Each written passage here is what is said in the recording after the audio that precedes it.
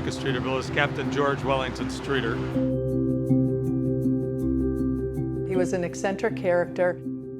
Cap Streeter runs his boat aground in 1886, July 10th of 1886 to be exact, and they think it is at the corner of Superior and Fairbanks. He decided to just live on his boat since he didn't have means to actually buy property at that point, but he encouraged the contractors who were rebuilding after the Chicago fire to dump their rubble into the lake. He would even charge them for doing that. Streeter's looking at a map and he's on land that isn't in any map. So he claimed it. He called it the District of Michigan, and he was the governor. And he sold plots of land for $1. There was 186 acres that was not within the city limits. So Cap Streeter did not feel that he had to follow the city laws. So when the city of Chicago would say you can't sell alcohol on Sundays, Cap Streeter would do that because he didn't have to follow their rules. The neighbors on Pine Street, which was now becoming a very nice neighborhood, are looking across the road and see this terribleness going up in front of them. There was a huge battle constantly between the Potter Palmers and the Fairbankses who thought that they owned the property due to riparian rights, but Cap Streeter really felt it was his.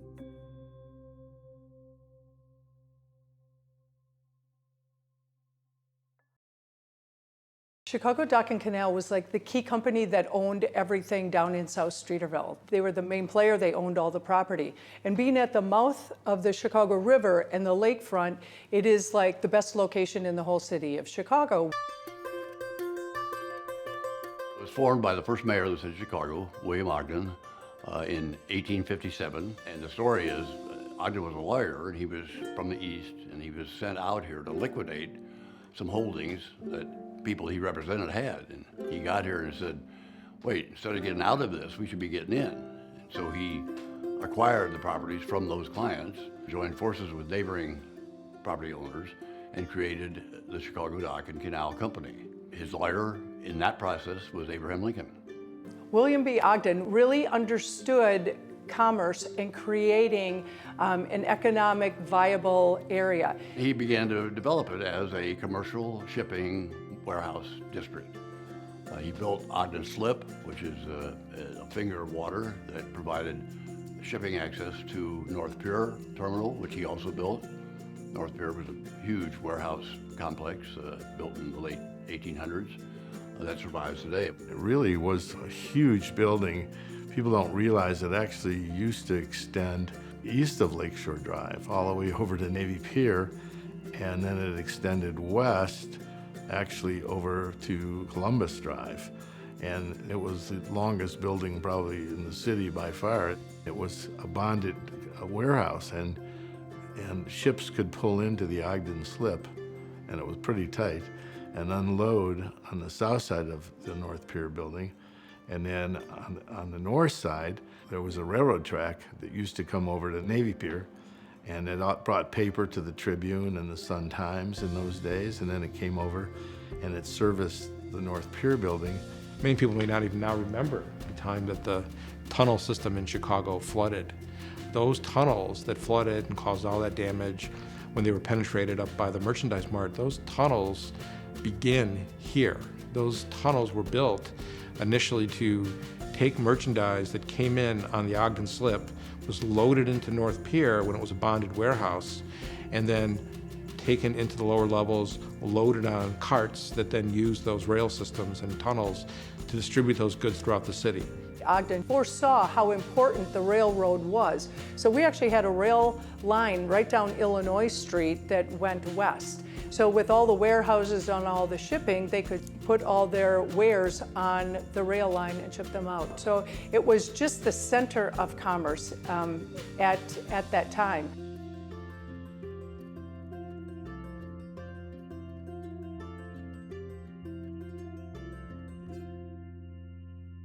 Navy Pier was originally envisioned by Daniel Burnham in his 1909 plan for Chicago. His vision, though, was that there would be 5 piers along Chicago's lakefront. And the only one that was ever built was our Navy Pier.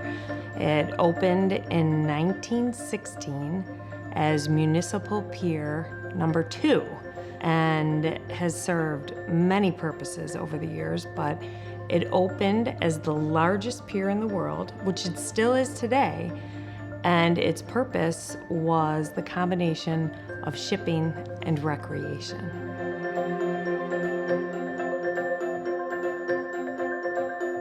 This area was the busiest shipping port in the whole world in the late 1800s, and then shipping actually ended up moving a little further south to the Calumet, and then the South Streeterville area became all factories. The dock and canal property had this eclectic mix of uses historically.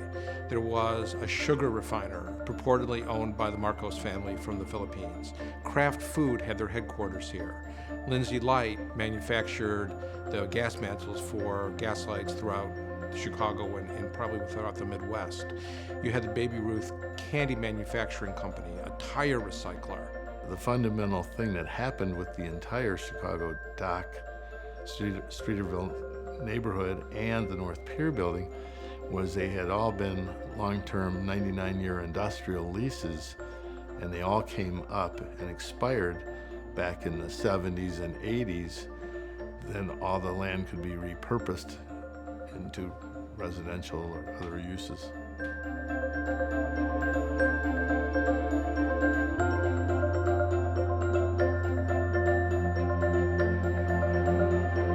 The construction of Lake Point Tower in 1968 was the first major construction in the area. There was a large development east of Lakeshore Drive, and there was opposition at that point. The whole idea of saving the lakefront came into being. The city worked on the Chicago Lakefront Protection Ordinance, which was enacted in 1973. And the Lakefront Protection Ordinance actually had a lot of influence on the redevelopment of this area here. The long-term vision that Ogden had, that in 100 years we'll redevelop this depending on what is around and what's going to be, and came to fruition. And the families at the time didn't really have real estate development expertise. So they went looking to hire somebody who might have had some ability in that area.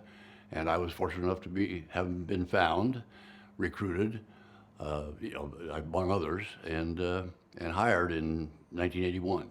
Charlie Gardner was the first president of Chicago Dock and Canal outside of the Ogden family in 140 years, which is just amazing.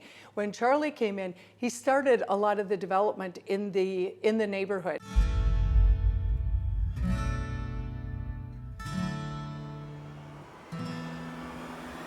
A lot of the factories moved out, and it was all just vacant lots everywhere, just seas of parking lots, they used to call it.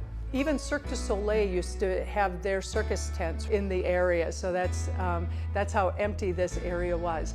Granted, we had Navy Pier, but that had its own life as well. In those early days, most of this was empty lots. There were 2 or 3 hospitals. There was some manufacturing here. There was a candy factory here, a folding carton business here.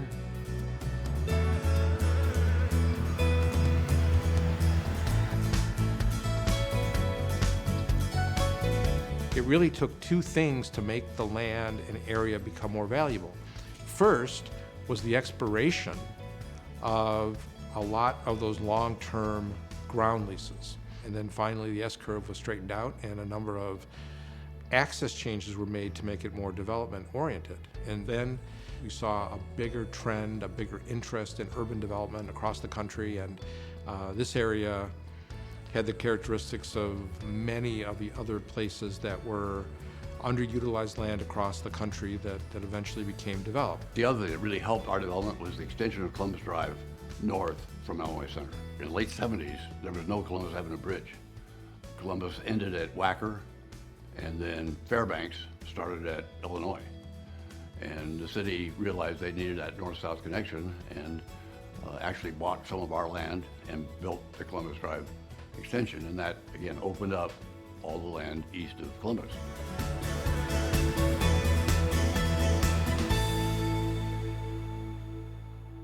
We knew we had to create developable parcels, between Columbus and what is now McClurg.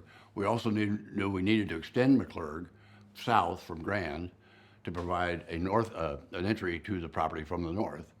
So it made a lot of sense to truncate. I can't remember whether North Pier at the time had already been truncated or whether we did it, but in any event, we put McClurg right next to North Pier and we truncated Ogden Slip, filled it in from what is now the east side of McClurg to about Columbus Drive. Ogden Slip is the only privately owned waterway in the city of Chicago. And so you had legislation and zoning to put in place to protect that, but still leave it open for commerce. I was involved in the original redevelopment of the North Pier building, and at the time, the fact that you could have a private dock with access to the Chicago River, an active transient dock with entertainment, with outdoor seating, with bars, restaurant, that was really very pioneering for Chicago. That was not present any other place at the time.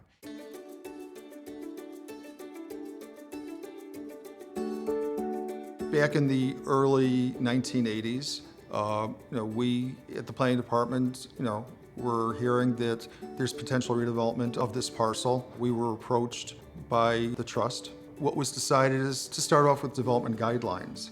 The city had all the experience from Illinois Center south of the river in the 1970s, what to do, what not to do with a large parcel of land. Just rethinking of how this large parcel of land could be developed, really, starting from scratch with very little on it, was actually precedent setting. A very important aspect of this all was working with the city to determine the density, the number of units you could build here, the size of the buildings. All of that had to be negotiated, planned, shown, and get approved. Generally, the city was very cooperative. I mean, they wanted to see the property developed. They wanted to get more property taxes. They were worried about traffic and congestion, parking. So, they knew what they were doing. My one huge disappointment was that we didn't get city money to do any of the infrastructure. We did it all. The city knew damn well that the shares are trading at such and such a price and that people who have that much money invested are gonna do what it takes to build it out. This actually was a very short planning process, about 18 months from the time it was determined that there would need to be development guidelines through the plan development approval process. There were several stages and steps that were created. It was a relatively quick process, and the alderman was skeptical about some things and raised questions, but between the alderman, the commissioner, the mayor, community groups, it was an unprecedented public-private partnership. One that I really had never seen before. SOAR, the Streeterville Organization of Active Residents, has been the voice of the residential community. We deal with traffic, with preservation, with the architecture, with open space and parks, and really looks at, how the neighborhood, all the land use and development that is going on.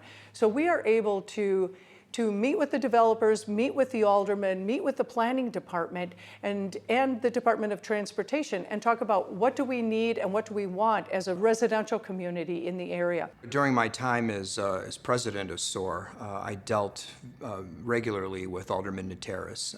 And you would expect there'd be a little tension there. We'd ask him to do something and sometimes he would, sometimes he wouldn't. So there's always that, that lobbying campaign where the community would try to put pressure on their elected official. And now that I'm an alderman myself, I look back on those years and I have a new appreciation for what Alderman Nateris went through. He was one of the longest serving aldermen in the city of Chicago, 36 years in the city council. And so he was in the chair making the decisions for redevelopment in Streeterville for the bulk of that time. And I would say by and large, the decisions that he made turned out to be the right decisions. He really did have the best interest of the community at heart. He tried to strike that balance with promoting economic growth and protecting and preserving the existing character of the neighborhood. Not an easy task. I think the entitlement process in Streeterville is a challenging one, but one that in the end ends up in the best product being built. Because you have such an educated constituent base here and a very intelligent entity like SOAR that you end up working with, you get great ideas. You get ideas like not having parking above ground if you can help it, and designing beautiful buildings. And so that process can be long and involved, but at the end, the result is better. I think the uniqueness of Plan Development 368 is the specificity, getting into the detail, the types of pavement materials, the type of building materials. What was not wanted are painted concrete structures, large parking garages with open air views of the parked cars, ground floors with blank walls. Some of the lessons learned from past experiences. In 1985, we got that plan approved in what in Chicago was known as the Plan Unit Development Ordinance, which specifically provided for the development of the entire property under the plan. I knew we needed our own master planner. We hired Dirk Lohan, who's the grandson of Mies van der Rohe, had his own firm, and the successor firm from Mies. And Dirk created the detailed plan for the development of our parcels of land. He designed the walkways and the drives and Ogden Plaza. There was a lot of thought given to connecting the open spaces, having the River Esplanade going from Michigan Avenue all the way to Navy Pier, and having a series of other public spaces along the way that are different and that would serve the potential uses around them. There were some very pioneering zoning and planning and design elements that came into effect. I believe it might have been one of the first PUDs in the city that really made active use of different trade-offs and different allowances for different type of development based on existing versus future. It was one of the few that came up with view corridors and other open space requirements. You have a unique situation here. As part of the master plan, I might say, for our portion, the idea was to create these individual building sites and have, I think it's 4 or 5, basically public spaces. On the west end was Ogden Plaza, which is there today, and a nice front door to the Sheraton, and now to the Lowe's and to the new building that's being built on Illinois. Riverwalk was a second major public area that we early on bought into as important for the city and for our site to maintain that as a public access area all the way to the east end. The third one was DuSable Park, land east of Lakeshore Drive, which Chicago Dock owned, 3 acres, and committed to have it be a public park. We dedicated to the Park District and asked that they name it DuSable Park in memory of Jean-Baptiste DuSable, who helped found the city. The fourth public space is Ogden Slip, where we created the promenade on the south side of North Pier Terminal, adjacent to the slip, and a walkway on the south side of the slip, adjacent to what is now the townhome site.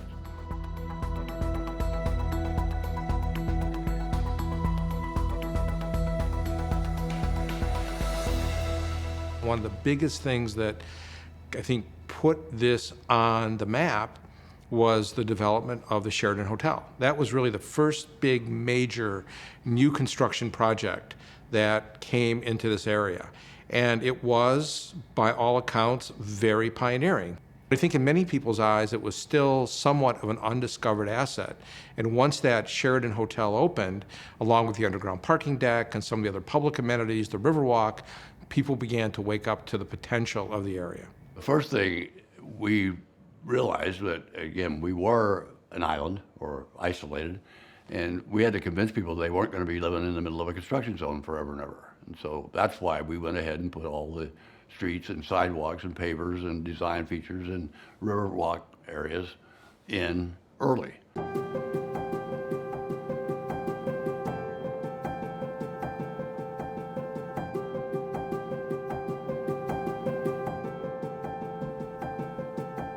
When you talk about continental divide, you think of mountains. But right a little west of here is a continental divide. All the water flows into the Great Lakes Basin or away from here into the Mississippi Valley. That's a continental divide. But it's not visible because there are no mountains. It's just very flat, subtle.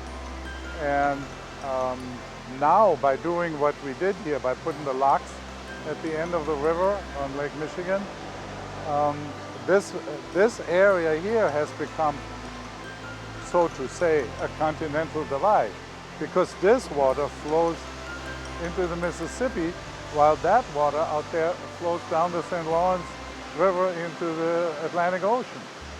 The fountain symbolizes that, in that on top of the circle is where the water, when it rains, comes down. Then it flows over into 4 levels on the west side and into 4 levels on the east side. That's the continental divide. The water flows this way and that way over the Great Lakes and then into the ocean in the Atlantic. And on the west side, the water flows to certain rivers, the Chicago River, Des Plaines River, Illinois River, and Mississippi River into the Gulf of Mexico, which then is co-joined with the Atlantic Ocean again. So that's the inspiration behind this design. The other point of the water fountain arch was to be a welcoming arch from Lake Michigan into the river. When we come by boat into the river, we need to be welcomed too. We went through a lull in the early 90s. Real estate was tough, and we eventually decided that, you know, we're kind of stuck here in a tough landscape. Maybe we should think a little more about the interior of our site. It was originally zoned for like 10 or 12 story buildings the height of North Pier. And the one thing that was being built in Chicago at the time was townhomes. And I kind of said to my architect friends and my board, you know, one of the greatest streets in the city of Chicago is Astor Street. And it's a block off Lakeshore Drive, and it's low-rise. And it's right behind a bunch of high-rises on Lakeshore Drive. Do you think we could create something like that here? And in fact, that was the genesis of this 56-unit townhome complex that is east of McClure Court and north of Water Street.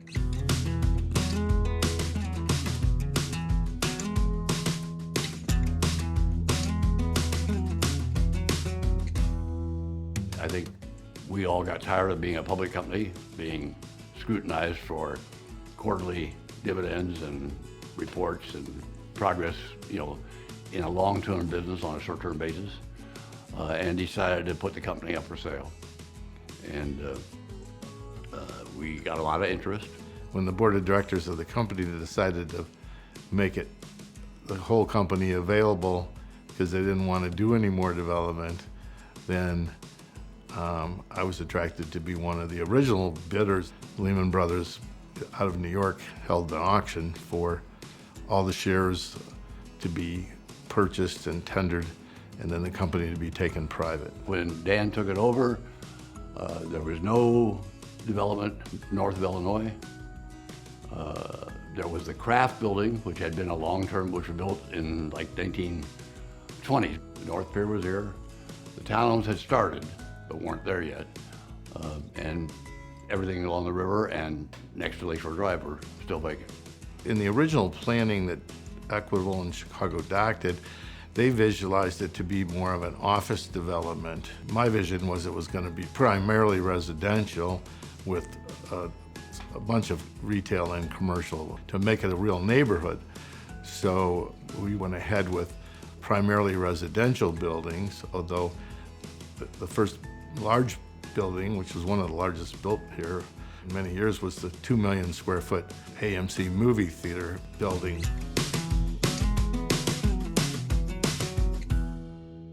When we started doing due diligence, we found that we had thorium, which is an issue underneath a lot of sites in Streeterville. Lindsay Light Company in the early 1900s made street lamps for all of the city. And a byproduct of their work was we now know to be a radioactive material called thorium. They were creating this waste material on our property as our tenant. A contamination problem of pretty epic proportions with a chemical that is radioactive and deemed at some level dangerous by the EPA. Not that it's uncontrollable, but still an issue. Fortunately for us, we learned that Kerr McGee a major oil manufacturer and energy producer in Oklahoma had acquired Lindsay Light.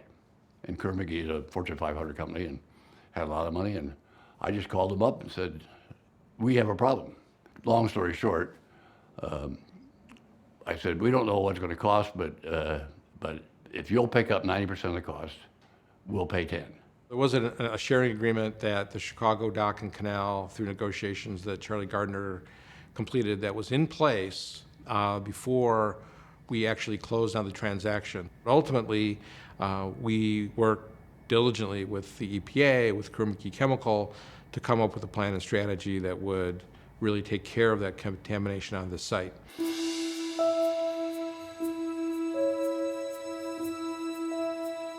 I first came to Streeterville in the late 90s, and I would say at the time it was roughly at the halfway point of its transition from an underused industrial area, with environmental issues and smokestack industries, and really not someplace people would ever consider living. This was the first time that the city of Chicago actually proposed a new change in zoning to the area that was not owner-sponsored. It was sponsored by the city to downzone the area and put in effect some other requirements. When you have a redevelopment project like what took place in Streeterville, where the existing zoning was obsolete and needed to be changed, that's when the aldermanic prerogative really kicks in, and the aldermen have a tremendous amount of influence over what will or will not be built. It's a great responsibility. I feel the burden of that every day because there's always competing interests. There was flexibility into the plans where you can amend the plan development. And there have been several amendments over the years to allow certain developments to change the uses, to change the densities, to move densities around. As part of kicking the neighborhood off, I mentioned the 850 new units that we were building, but the building that we're sitting in right now, 440 and 480 North McClurg, was a rental building, and we decided to convert that immediately to condominiums to bring in owners that would take pride in living in the neighborhood. What I noticed in the early days of those developments is, particularly in the case of Riverview condominiums, you were footsteps from the river. You were footsteps from Lake Michigan. You were close to Navy Pier. You were a couple blocks from Michigan Avenue. But when you got there and you were in that little isolated area, it was very quiet and very serene, and you do felt like it was a bit of an oasis in the city with access to everything you'd want in just a few steps. Coming up with the plan that we have here, which allows for so much open space and for a real nice, beautiful open space and the pathway to get from Ohio Street to Grand Avenue. We didn't have much opposition to it. All of our developments, we try to be responsible to the neighborhood. If you look from Columbus all the way down to almost Lakeshore Drive, we've had 541 Fairbanks we own, we built Streeter and Streeter Place, and now Moment and Sienna. And when we did Moment, we really spent a lot of time trying to distinguish it from Streeter and Streeter Place. These were sister buildings, they were built in phases, but are always planned to be similar buildings, similar architecture.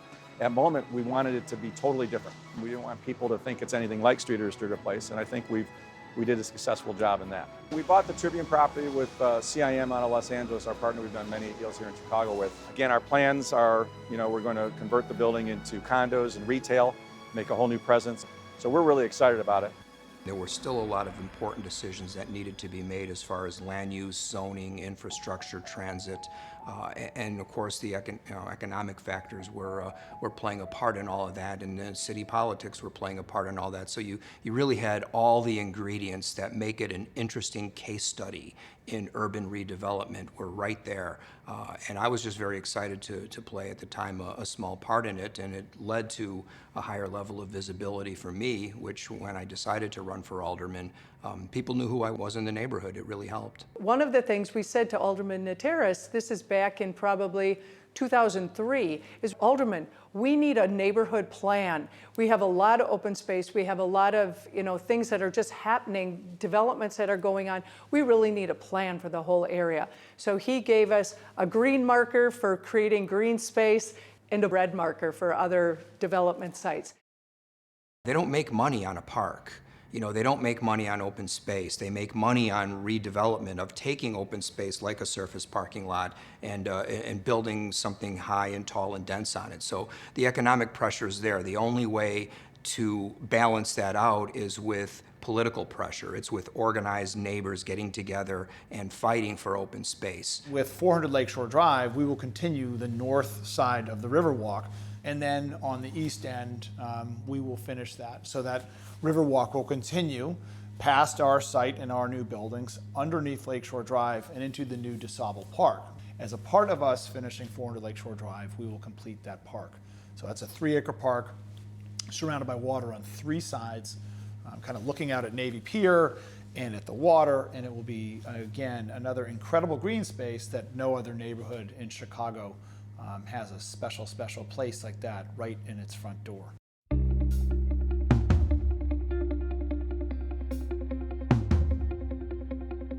It would definitely stand out in the skyline. It would have been Chicago's tallest building.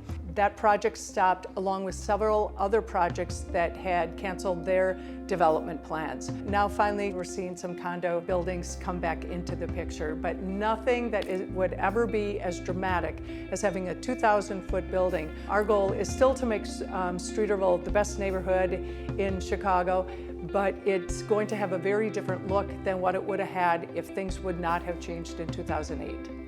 Lee Golub with Golub & Companies, who built Streeter and Streeter Place, they built a little park in between the 2 buildings, and then they put a statue of Cap Streeter next to it. That little park, along with the statue of Cap Streeter, means so much to the community. You walk by, you've got outdoor seating out there for the restaurants that are there. It's an active, interesting, fun place to walk. Seeing the statue of Cap Streeter brings back the whole history of the neighborhood. Some people will tell me how they will go out of their way to walk by Cap Streeter just to see him and his dog Spot. It's just gratifying that really after 20 years, there's really, every single site is done now with the exception of the Spire site. It's kind of interesting. When Cap Streeter was here, you could buy a lot for $1. Now it's the most expensive property in the city of Chicago. And it's a beautiful community. I love living down here.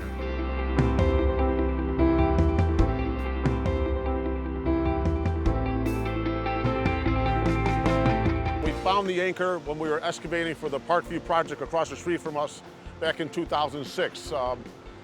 When we hit the virgin sand or sand throughout the project, we knew there was a beachfront there. And back in the 1800s, that's where the actual shoreline of Lake Michigan was. And about 35 feet down, we pulled up this anchor. We pulled it out, and as the chain followed it, we knew we had something on the hook there. We knew since Cap Streeter was part of this neighborhood, we knew, and we all felt that it was part of his boat. We felt that it was an important part of the history of Streeterville. And to us, it's an artifact. It's a historical piece of memorabilia out of Streeterville. And we were all very excited to see a product like this come out of one of our excavations. Luckily for us, the neighbors of Streeterville, especially some of the longtime residents who were here, years before, things started to change the way they have been lately. The old timers that tell the stories were well aware of the history of this neighborhood, and we have such a colorful history. The legendary figure Cap Streeter and all the lore about him. It's really the residents, and in conjunction with the neighborhood organization SOAR, that drew a hard line and said, not only are we going to protect our legacy here, but we're going to make sure that we use it going forward to promote that unique identity of this neighborhood, that we have something special to tell in the history of Chicago. We have a narrative, we have a story that many neighborhoods don't have. Today, if you see the famous statue of Cap Streeter, which was designed by a noted artist and naturalist, Dennis Downs, new residents to the neighborhood who see that and they might pause and say, well, what is this? And that's their introduction, to the history of this neighborhood and to the fascinating story behind it, which I think is more widely known today than it was, even 10 years ago. because the story has been retold as part of Streeterville's rebirth, and it's such a fun and unique story, and it gives us flavor. I even had the privilege of playing Cap Streeter himself at the unveiling of the Cap Streeter statue. When we finished this property over here with all this open space, Gail actually approached me again and said, what about if we did something over here, a statue over here? And I think her and her husband, Dennis Downs, who is the sculptor of Captain Streeter, we got behind it. We said, that's a great idea. And so we spent the money, we engaged Dennis to do it, and this is the result. And it was, I think, the first piece of public art in Streeterville. When Lee asked me to research the project, I read every book on the man, tried to get every old tin type there was, and somewhere in the middle of what some people perceive as the charlatan and other people may perceive as a businessman, we tried to come in the middle with presenting Cap as what you see today, the namesake of Streeterville.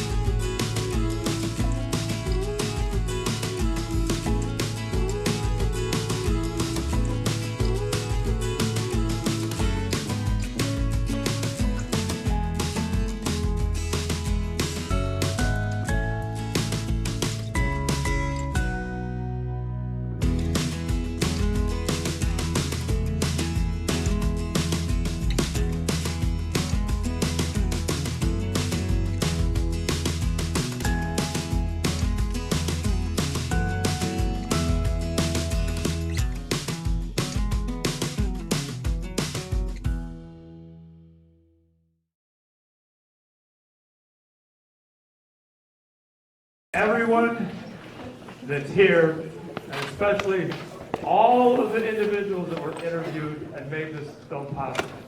The response from all of you immediately was really overwhelming for the film, and don't think we don't appreciate that. So the goal of our film, Gail and I wanted to make sure that we recorded the individuals who actually had something to do with making Streeterville, Streeterville.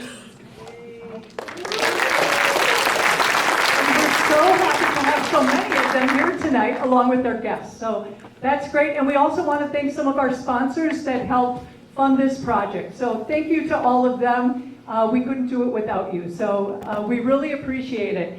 So we do have one person in particular that we would really like to recognize this evening, who has, through all of the years, has been a very important figure in our neighborhood. And that is Charlie Gardner. Charlie Gardner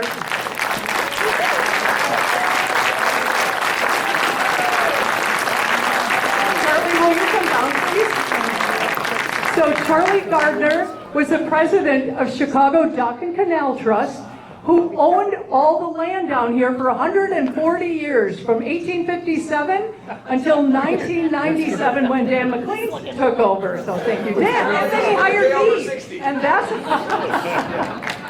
so we would like to present Charlie Gardner for all his years of contribution to Streeterville, really making a difference here in the neighborhood. We would like to present him with our Cap Streeter Award. It's a bronze sculpture of Cap Streeter himself. So thank you, Charlie.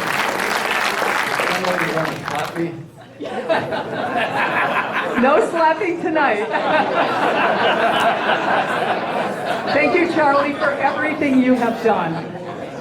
Okay, Thank you so much.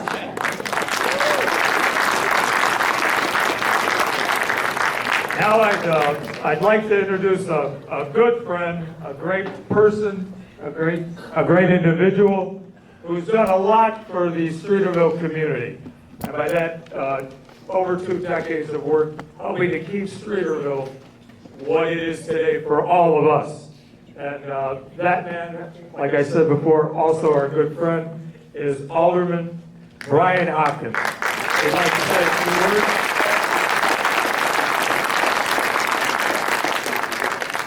Thank you, Dennis, and congratulations, Charlie.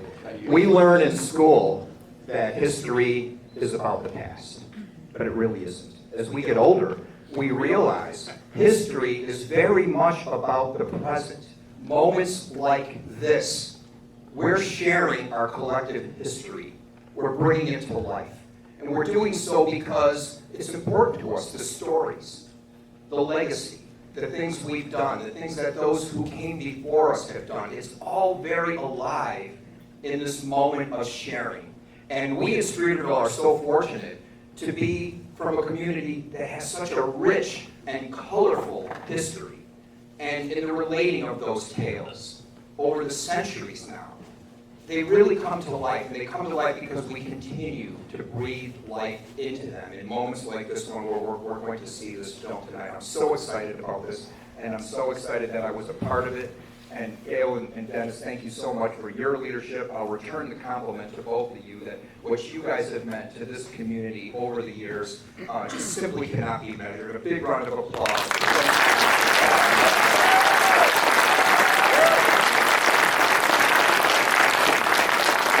I'm excited tonight to be making my big screen debut. And, I do hope that the next time when we do the sequel, I can do it in costume as Cap Streeter because I still have my top hat in the closet. Have me back for the sequel, Dennis. And Brian plays a wicked Captain Streeter. Enjoy the film, everyone. Thank you. All right, thank you, Brian. So, Janet, be honest, I know you know me. What was your reaction to it? Well, first of all, to see the history from the beginning until what it has and is becoming is amazing. I mean, so many Chicagoans who even live down in this area have no idea of what really happened. They might know Streeterville, they might know Cap Streeter, but they don't know the true development history and how exceptional it was in terms of other parts of the city don't have this history. Thank you. That's true. Thanks so I'm much. glad you liked it. We're really right. happy to have I loved it. This is Jeannie Martini working at the Tribune Tower project, and I have to, and Rob Martini, her husband, and I have to say that they know me, but I'm still going to ask them their gut reaction to the movie that they just saw on the history of South Streeterville. So, from your heart. So well done. I mean, I really needed to know all of that, and it was amazing. I mean, way bigger than my expectations. So well done. As usual, Dennis and Gail hit it out of the park. Yes, Dennis and Gail, an absolutely fascinating story, well presented. Love the part about the Continental Divide by Mies van der Rohe's grandson, the architecture, the planning, Brian Hopkins, Dennis and Gail, just they need to be congratulated. Very professional, very informative, and very interesting from the beginning to the end. Absolutely fascinating. Wait 1 second. Of course, how you doing? Good to see you. Good to see you. Would you mind just still standing there? Where? Let me take my jacket back off. So, Yes, I don't mind standing. we're with Lee. Obviously, Lee's in the film, but this is Scott Pepper and his wife Annie. Obviously, another family that's had a lot to do with projects of great magnitude and culturally important in our area. But I have to admit, I know Scott. We've been friends for a couple of decades, but I still want to ask him, because I have to know. What did you think of the film? I thought it was awesome. I thought it was fantastic. I learned a lot today. It was unbelievable. And how you weeded in and out. Old aldermen, new aldermen, where the vision was going and everything else. I thought that was fantastic. That was I really appreciate awesome. Really well done. Good to hear from another company. You want to ask me? From another company that actually did something. Lee, what was your reaction? I thought it was so well done. I mean, the history, the progression of it, and having Charlie's background was, you know, I knew most of it, but I'd forgotten a lot of it. And the whole history and the way you guys put it together was fantastic. It was really, really well done. I know we know each other, and I've been, you know, a tiny part of what you do. But after making the film, I'd like your opinion because you're a big part of the community. Sure. What was your gut reaction to the film? Well, I think you did a fantastic job the way you put the whole thing together. And what I would say is that by taking the time to look back at the past, you are really telling us about who we are now and what to expect in the future. So it was such a nice way to put everything together, and we are really looking forward to see how the rest of Streeterville is going to continue to develop over time. But you gave us such a great idea with this documentary, so congratulations again. I appreciate that. Yes. Andrew and I collaborated on projects. Just so you know that Andrew actually knows me, but I still want to ask him what his opinion of our film was that we just did tonight. Academy Award material. I have to say. All right, that's over the top. Yeah, but it was terrific. I got inspired looking at it. I love documentaries. You really brought history into it. You brought it up to the present day. I felt a connection with everything that was going on there.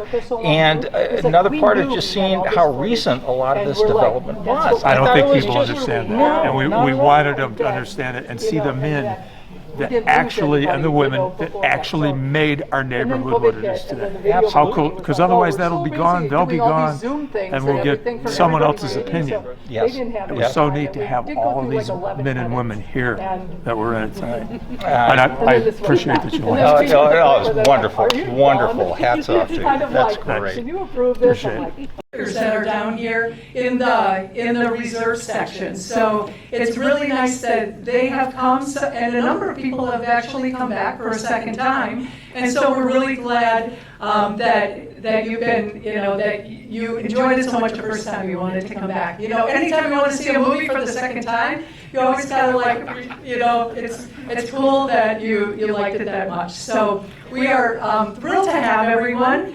And at our premiere, I just wanted to, we had acknowledged one very important person in the neighborhood who has made such a difference through all the years. His name is Charlie Gardner. And Charlie was president of Chicago Dock and Canal. You will see him in the film. He has a starring role. And Charlie, there's Charlie. So Chicago Dock and Canal was here for 140 years, and Charlie, he was not president for the 140 years, but he was president for a significant amount of time of it, and he was the only president outside of the Ogden family in that 140 years, and we just think that is just so neat, and it is so special to have him here, but also to have him a neighbor in Cityview, actually, where several of us live. So at the premiere, we gave Charlie, we awarded him a bronze sculpture of Cap Streeter, so he has been sporting that a bit around the neighborhood. So that was just a treat to have you accept the award and to be acknowledged, and we really acknowledge you and thank you for everything you have done. Thanks.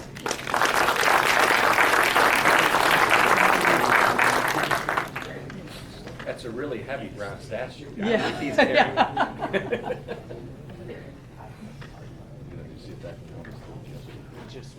Anywhere up there past the third level. John Ryle. Another family that's basically an institution in the Streeterville area, and its development is Gollop and Company. And I'm really happy tonight to have Lee Gollop and his father, Gene, Will you please stand up, gentlemen? I'm with Gene Gollop, the founder of Gollop & Company, and I just like your honest opinion of what you saw tonight. I thought it was terrific. It really brought a lot of memories back for me, because I remember meeting Charlie Gardner, you know, when he first came here, and was introduced to him by a New York broker called Matt Stakem. And we took a shot at trying to do something with Charlie at that time, which we weren't successful at, but eventually actually did things around it with the projects that we did. Absolutely. So, you know, I'm really proud of my son, who really is. I think the whole neighborhood is. Led the charge and made things happen. Absolutely. It does to this day. So it's really terrific. It's very, very, very heartful for me. We were just happy you could be part of this presentation. Thank you. Thank you. Again, it's good seeing you again. Bye. Thank you. This is Edzer Cantav, President of DuSable Heritage Association and also Secretary of DuSable Public Advisory Council. And this is where I met, I worked with Gail. And Gail is a member of the DuSable Park Advisory Council. And so I can tell, this is a fabulous project, you know, and you can tell it's a labor of love. You know, I mean, Dennis and Gail and all those wonderful contributors, they did a wonderful job. And I don't know how long it took you to do this. 3 years. 3 years. Oh my goodness. And then re-edited it 11 times. And but it's a work well done, and I'm very proud to be in attendance today. Sense of Bert. It was those pictures. I knew you'd appreciated it. Loved it. And we were editing. We re-edited that part and re-edited that part. And the one morning that we had it all set up for his interview, and he couldn't make it that morning, Gail and I were at his house and asking for him. Yes. And I'm glad you made it, Dave. Thank you for calling. And he just he got sick that morning, or he would have actually done his own live interview for this whole documentary for Bert Nataris. We actually tried even to get me him too into another one. Oh, you did? Yeah, we reached out to him. Sometimes that just didn't work. But the fun part was at least we got his presence and his attitude. Absolutely. And Brian did a nice job of talking about him. He did a great job. He did. All the people. That was whoever very nice. Knew him knew that he did a great job. He had a lot to do with our neighborhood. Big time. Mike? Yes. What was your affiliation with the Aldermen, and what did you think about the movie? So I thought it was fantastic. Bert was, I met him at Pete's on Kingsbury about seven years before he died. And I go, hi, good morning. And he goes, I don't know you. And I said, okay, sir, I just wanted to say good morning. At Pete's Coffee, I went back in line to get my coffee. He taps me on the shoulder and he goes, all right, come on, sit down with me and tell me what you're all about and what you're doing here. So we were friends. I met him over at Pete's probably 100 times after that. We got to be great friends. He told me stories about the history of his experiences as an alderman throughout Chicago. We talked about Gail. We talked about Dennis and how all the different experiences, interactions that he had. He was a great character, and he really cared about Chicago.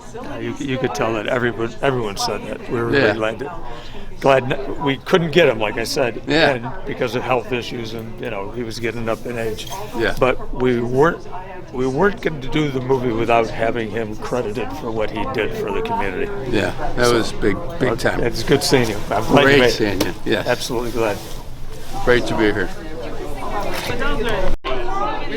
So, I'm with John Ward, and I'd like to. John had a lot to do with promoting plays, underwriting things for the history of Streeterville, and I'd just like to get your opinion of what you saw tonight. I think we saw living history. I think we saw people inspired by what history can mean and how it can create, foundations, roots, pride, community.